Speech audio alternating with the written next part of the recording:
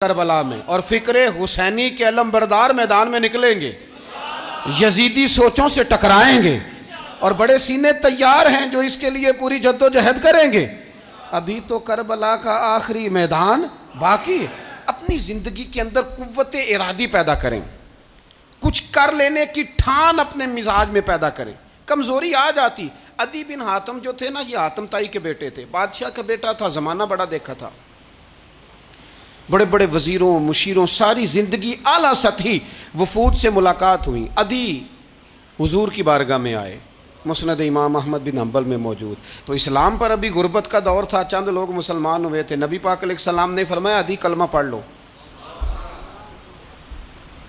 तो अदी कहने लगे मैं तो पहले ही एक दीन का मानने वाला हूँ। हुजूर फरमाने लगे जिस दीन के तुम मानने वाले हो उस दीन को मैं तुमसे ज़्यादा जानता हूँ। हुजूर फरमाने लगे जिस दीन के तुम मानने वाले हो उसमें क्या ये लिखा है कि माले गनीमत का चौथा हिस्सा खा जाओ? कहने लगे नहीं। तो फरमाया खा क्यों जाते हो? अदी कहते हैं चूँकि ये हमारे अंदर की बात थी बादशाहों की, तो मैंने फ़ौरन सर तस्लीम खम कर दिया, मैंने फ़ौरन सर झुका दिया। मैंने कहा आप बात ठीक कर रहे हैं। हुजूर फरमाने लगे अब अगली बात भी करूं या रसूलुल्लाह फरमाइए। फरमाया पता है तुम दीन क्यों नहीं कबूल कर रहे? ये भी मुझे पता है। या रसूलुल्लाह क्यों? फरमाया तुम देखते हो कि दीन के मानने वाले गरीब गरीब लोग हैं, तुम देखते हो कि अभी ये कमज़ोर हैं, तुम देखते हो कि मक्के वालों ने मदीना तैयबा से परेशान करके मुसलमानों को निकाल दिया है। ये गरीबी देखकर, बज़ाहिर इस्लाम की कमज़ोरी देखकर तुम कलमा नहीं पढ़ रहे। हुजूर फरमाने लगे अदी मकामे हिरा का नाम सुना है? बड़ी दूर था इलाका वो, मकामे हिरा का नाम सुना है? अदी कहने लगे हुजूर सुना है पर वो जगह देखी नहीं।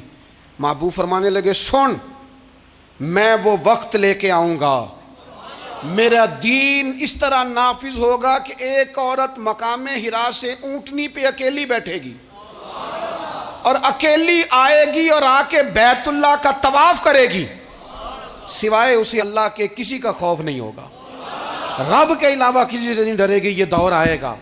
तू देख रहा है कि सिर्फ मक्के पे हुकूमत नहीं दुनिया पे मुसलमान छा जाएंगे। और हुजूर फरमाने लगे किसरा का नाम सुना है? कहा हुजूर वो तो बाज़ार इस वक्त बड़ा तगड़ा बादशाह है। फरमाया उसके इलाके भी फतह होंगे, वो ख़जाने मुसलमानों के पास आएंगे। और फरमाया तू तीसरी बात नबी पाक ने बयान की, फरमाया तू ये देख रहा है कि मुसलमानों में गुर्बत है? फरमाया आदि एक वक्त आएगा लोग देने के लिए निकलेंगे पर उन्हें लेने वाला कोई नहीं मिलेगा। एक वक्त आएगा लोग देने निकलेंगे, लेने कोई नहीं आएगा। अदी कहते हैं कि मैं रसूल करीम का कलमा पढ़ के मुसलमान हो गया। अब फिर ज़्यादा दौर नहीं गुजरा। अदी रोया करते थे, हातम ताई के बेटे अदी रोया करते थे और रो के बताया करते थे लोगों वो जो हुजूर ने फरमाया था ना बीबी हिरा से चलेगी और तवाफ़ करेगी, वो बीबी मैंने अपनी आँखों से आती देखी।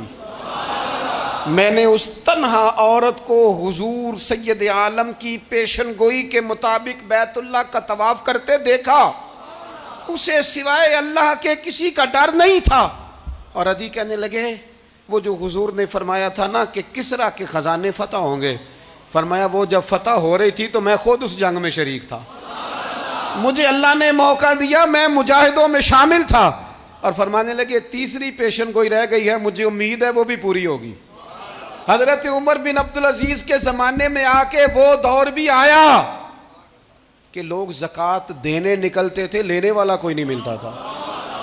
लोग किसी को गरीब समझ के सदका देने लगते थे, वो कहता था भाई ले जा, मैं तो रात खुद दे के आया हूँ। लोग देने निकलते थे, लेने वाला कोई नहीं। इस्लाम की फितरत में कुदरत ने लचक दी है, उतना ही ये उभरेगा जितना के दबा दोगे। ये मौलवियों की वजह से, पीरों की वजह से, सियासतदानों की वजह से नहीं छाएगा। ये क्यों छाएगा कि अरसला रसूलहू बिलहुदा व दीनिल हक, ये इसलिए छाएगा कि अल्लाह ने भेजा ही हक के साथ है, ये आया हक के साथ है, लिहाजा छा जाए। हक हमेशा छा जाया करता है। और वकुल जाल हक व ज़हकल बातिल इन्नल बातिल काना ज़हूका, जब हक आता है तो बातिल खुद ब खुद छुप जाता है, और बातिल होता भी मिट जाने के लिए। बस ना ये दीन छा। हजरत खुबाब बिन अल अर्थ रदी अल्लाह ताला अन्हु फरमाते हैं हमें बड़ी तकलीफ़ दी कुफार मक्का ने, कुरैश ने बड़ा सताया। नबी पाक अलैहिस्सलाम खाना काबा के